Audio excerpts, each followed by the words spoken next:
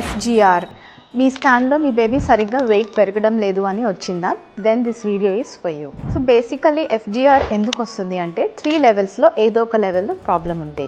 Number 1 supplier అంటే maternal malnutrition ఉంటే వస్తుంది. నెంబర్ 2 క్యారియర్, మదర్ కరెక్ట్గా సప్లై చేసిన యూట్రైన్ ఆర్టరీలో కానీ ప్లసెంటాలో కానీ ప్రాబ్లం ఉంటే it is not getting carry to the baby and the baby may have growth problems.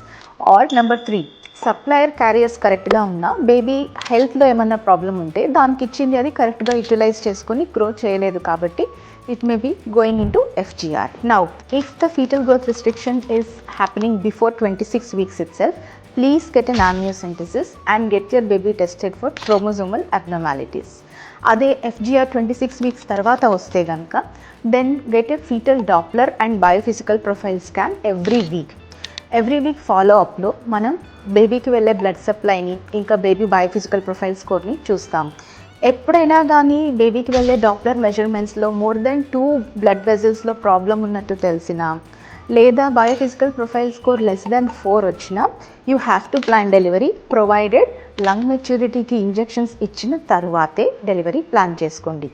అదే ఫీటల్ డాప్లర్ ఇంకా బయోఫిజికల్ ప్రొఫైల్ స్కోర్ నార్మల్గానే ఉంటే even with such a less weight FGR ఉన్నా కానీ we can continue the pregnancy till 37 weeks. But 37 weeks తర్వాత మాత్రం prolong చేయకుండా డెలివరీని ప్లాన్ చేసుకోవాలి.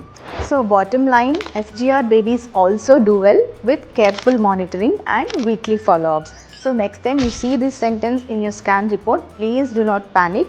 Just do what is needed and I'm sure you will have a safe and healthy pregnancy.